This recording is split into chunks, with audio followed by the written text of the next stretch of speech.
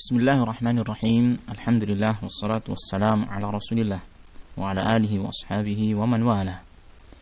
Alhamdulillah, ini adalah pertemuan yang ke-8 dari pembacaan Syarah Manhajil Haq Manzumah fil Aqidati wal Akhlaq karya Syekh Abdul Razak Al-Badr hafizahullah taala dalam menjelaskan bait-bait syair Manhajil Haq yang berisi pembahasan tentang akidah dan akhlak karya Syekh Abdul Rahman As-Sa'di rahimahullah taala.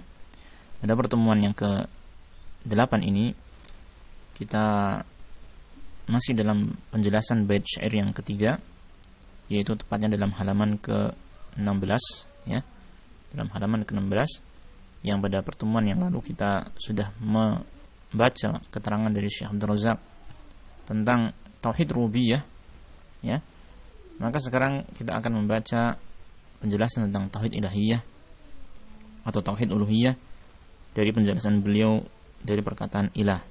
Nah, sebelumnya kita baca lagi yaitu syair bait ketiga ini, itu penulis mengatakan nuqirru bi anna Allah la rabba ghairuhu ilahun 'alal 'arsyil 'azimi mumajjadu. Kita mengikrarkan bahwasanya Allah tidak ada rabb selain dia, tidak ada Tuhan selain dia. Ilahun, dia adalah sesembahan yang hak ya, yang berhak untuk diibadahi, 'alal 'arsyil 'azim, yang berada di atas arsy yang agung, mumajjadu, yang berhak mendapatkan pemuliaan dan sanjungan. Taib. Nah, di sini Syekh Abdul Razak hafizahullah taala menjelaskan tentang kalimat ilah. Dia mengatakan ilahun wal ilahu huwal ma'budu alladhi yu'lahu wa yuhabbu wa yukhda'u lahu wa tusrafu lahu anwa'ul ibadati. Ya. Yang dimaksud dengan ilah adalah al-ma'bud. Al-ma'bud isim maf'ul dari abada ya'budu ya, yaitu yang diibadahi, yang disembah. Jadi al-ilah maknanya adalah yang diibadahi, yang disembah.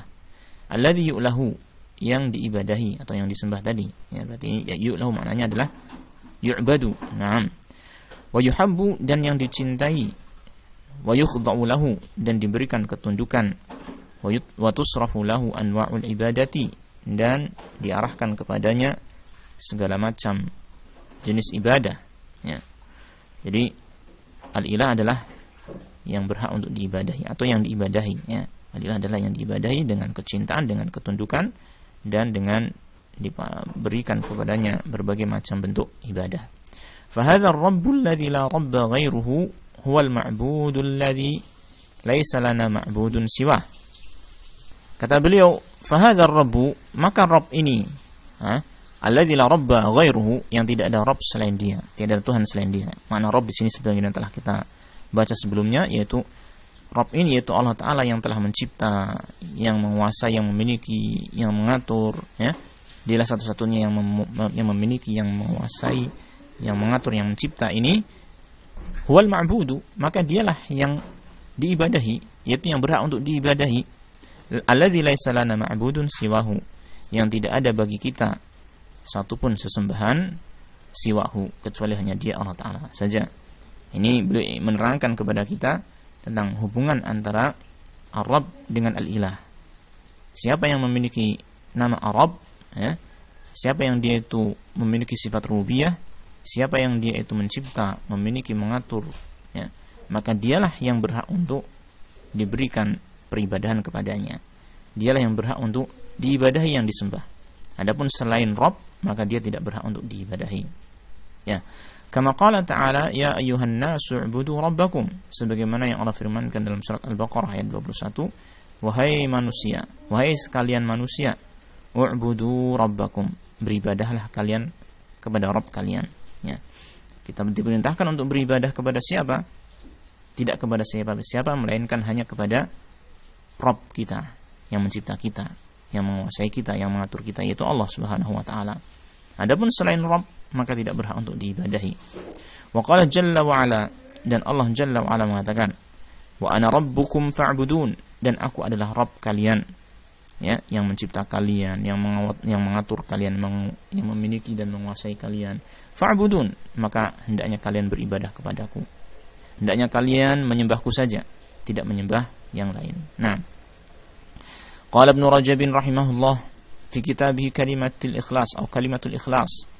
Imam Ibnu Rajab rahimahullah ta'ala dalam kitabnya Kalimatul Ikhlas berkata, wal ilahu huwa alladhi yuta'u fala yu'sa haibatan lahu wa ijlalan wa mahabbatan wa khawfan wa raja'an wa tawakkulan alaihi wa su'alan minhu wa du'aan lahu. Imam Ibnu Rajab rahimahullah ta'ala di sini menerangkan kalimat ilah yang dia adalah maknanya adalah alladzi yuta'u fala yu'sa. Al-ilah adalah yang ditaati dan tidak dimaksiati. Dialah al-ilah. Kalau kita sudah menjadikan Allah sebagai ilah kita, maka hendaknya kita mentaati Allah Ta'ala dan tidak bermaksiat kepada Allah Ta'ala. Haibatan lahu, itu dengan penuh ketakutan dan pengagungan terhadap Allah Ta'ala. Wa ijlalan, dan pemuliaan serta pengagungan kepada Allah Ta'ala. Wa mahabbatan wa khaufan, dengan rasa cinta dan rasa takut kepada Allah Ta'ala. Wa raja'an, dan dengan berharap kepada Allah Ta'ala. Wa tawakkulan alaihi, dan dengan bersandar kepada Allah Ta'ala. Wa su'alan minhu, dan dengan ini meminta ditujukan hanya kepada Allah Ta'ala saja. Wa du'aan lahu, dan berdoanya hanya kepada Allah Ta'ala saja. Ini yang dimaksud dengan ilah, yang kita jadikan amalan kita, perbuatan kita, baik itu tawakal, meminta, berdoa, ya, yang itu amalan-amalan yang sering kita lakukan, juga harapan kita, rasa takut, cinta kita, itu semua amalan-amalan yang kita tujukan hanya kepada al-ilah yang satu, ya, yaitu Allah Subhanahu wa ta'ala. Nah, wala yasluhu dzalika kulluhu illa lillahi azza wajal, dan itu semua berbagai macam bentuk amalan ibadah tadi yang disebutkan tidaklah pantas diberikan kecuali hanya untuk Allah azza wajalla saja. Faman asyraka makhluqan fi syai'in min hadhil umur, barang siapa yang menyekutukan suatu makhluk yaitu kepada Allah Ta'ala, fi syai'in min hadhil umur, dalam sesuatu dari perkara-perkara ini, dalam perkara yang disebutkan tadi, ya, allati hiya min khasa'isil ilahiyah, yang itu semua sesungguhnya merupakan kekhususan ilahiyah, kekhususan ilahiyah, itu kekhususan hak Allah Ta'ala untuk diibadahi, kana dzalika qadhan fi ikhlasihi, maka itu merupakan cacat di dalam keikhlasannya, fi qauli la ilaha illallah, dalam ucapan la ilaha illallah, wa naqsan fi tauhidihi, dan itu merupakan kekurangan di dalam tauhidnya. Dalam kalimat ini ada sebuah catatan di bawah ini, ya, perlu kita baca, ya, kata Syekh Abdul Razak, wa kadzal fil asl was-sawabu ay yuqal naqdan li tauhidihi, kata beliau demikian yang tertulis di dalam buku asalnya, ya, tetapi yang benar, kata beliau, hendaknya dikatakan atau disebutkan di sini naqdan li tauhidihi, membatalkan tauhidnya, ya, membatalkan tauhidnya, karena perkara-perkara yang disebutkan oleh Imam Ibnu Rajab tadi, ketika itu disekutukan kepada selain Allah Ta'ala atau diberikan kepada selain Allah Ta'ala, maka bukan hanya berkurang tauhidnya, tetapi apa, bisa membatalkan tauhidnya. Nah, lalu di sini beliau mengatakan walihadzal ishtibahi hadzafa ba'du ahli al-ilmi hadhil jumlata 'inda naqli hadzal nass 'an Ibnu Rajab. Nah, karena adanya kesamaran ini, ya, kesamaran itu kok bisa-bisanya hal itu hanya mengurangi tauhid, ya kan? Maka sebagian ulama itu membuang atau menghapus kalimat ini ketika menukilkan nas ini dari Ibnu Rajab rahimahullah ta'ala.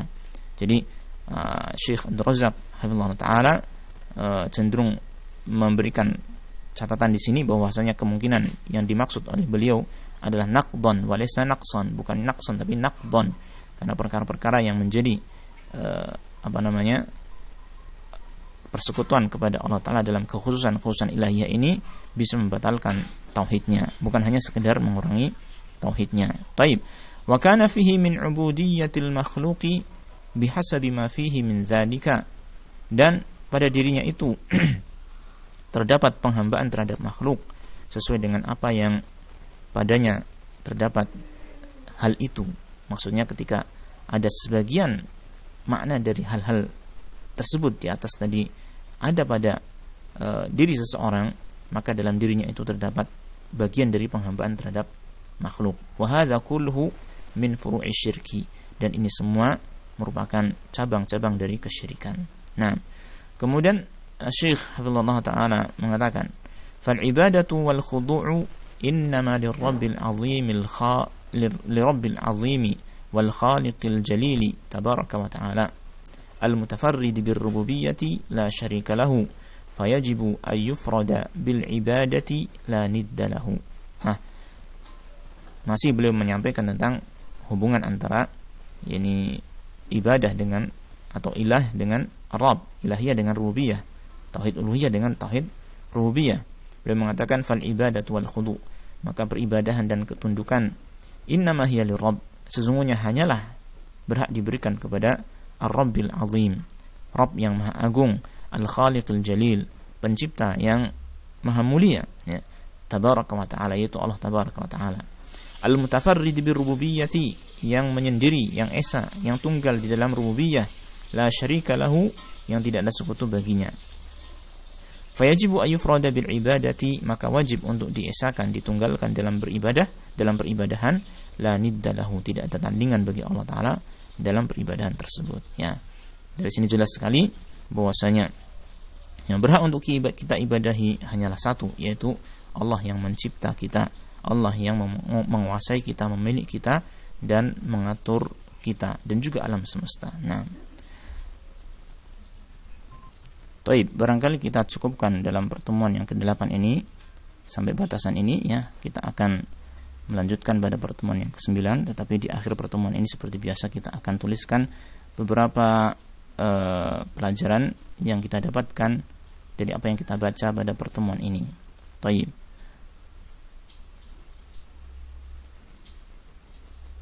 Kita tuliskan. Dari apa yang kita baca kita dapatkan bahwasanya makna kata ilah adalah yang disembah, diibadahi, ya, dicintai, kemudian diberikan ketundukan kepadanya dan diberikan berbagai macam bentuk ibadah kepadanya. Inilah makna ilah, ya. Sehingga dalam syahadat kita la ilaha illallah, maksudnya adalah agar kita mengesahkan Allah Ta'ala dalam hal ini, dalam beribadahan, dalam kecintaan kita, dalam ketundukan kita, dalam ibadah kita. Kita mengesahkan Allah Ta'ala dalam hal ini semua, ya. Bukan maknanya la ilaha illallah adalah kita mengakui bahwasanya Allah satu-satunya pencipta. Memang ini benar, ya, kita harus mengakui Allah satu-satunya pencipta, tetapi ini bukan menjadi makna kalimat la ilaha illallah. Tetapi makna kalimat la ilaha illallah adalah kita menjadikan Allah Ta'ala sebagai satu-satunya sesembahan kita, yang kita ibadahi, yang kita cintai, yang kita tunduk kepadanya, dan kita berikan berbagai macam bentuk ibadah kepadanya. Kemudian pelajaran yang kedua adalah hubungan antara tauhid rububiyah dan tauhid ilahiyah, bahwasanya yang berhak untuk diibadahi hanyalah zat yang memiliki sifat rububiyah, yang mencipta, memiliki atau menguasai dan mengatur, yaitu Allah Subhanahu wa ta'ala, ya. Inilah yang berhak diibadahi. Adapun selain Allah Ta'ala, maka tidak berhak untuk diibadahi. Baik.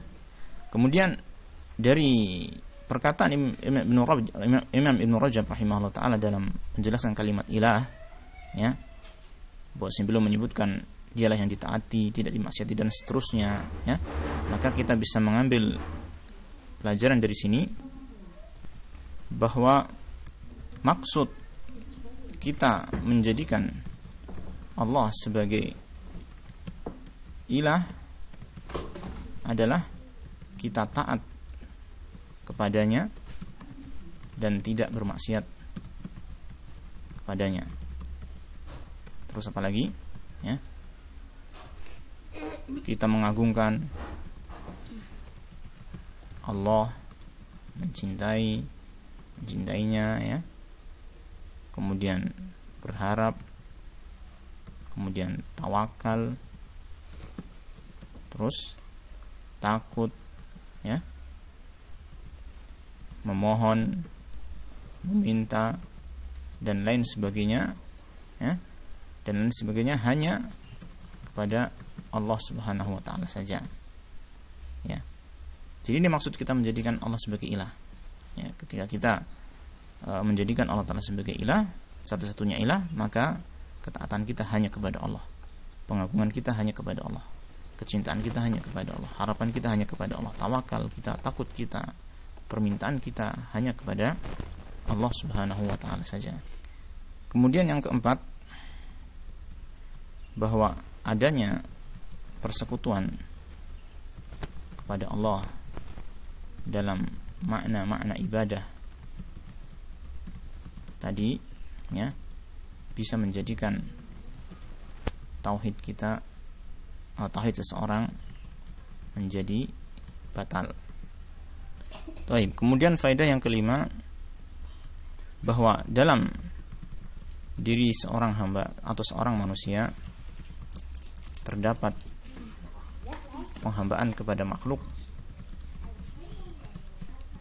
apabila ada bagian dari makna ibadah yang dia berikan kepada selain Allah. Ya, jadi apabila ada bagian dari makna ibadah yang dia berikan kepada selain Allah, baik itu cintanya, baik itu takutnya, baik itu tawakalnya, kemudian permohonannya, dan lain sebagainya, maka di sana ada sebagian dari makna penghambaan kepada makhluk, ya, terdapat penghambaan kepada makhluk, ya, apabila ada bagian dari makna ibadah yang dia berikan kepada selain Allah, ya. Semakin banyak ini hal itu dia berikan kepada selain Allah, maka semakin besar penghambaannya kepada makhluk. Oleh karena itu, dalam kita menjadi hamba Allah Ta'ala, dalam kita beribadah kepada Allah Ta'ala, tidak boleh sedikit pun dari makna ibadah tadi kita berikan kepada selain Allah Subhanahu wa Ta'ala. Baik, ini beberapa pelajaran yang kita tuliskan dari kalimat-kalimat yang kita baca dalam pertemuan kali ini. InsyaAllah kita lanjutkan pada pertemuan yang berikutnya bi'idhnillahi tabaraka wa ta'ala. Wassallallahu wassalam ala nabiyyina Muhammad wa ala alihi wa sahbihi ajma'in walhamdulillahi rabbil alamin.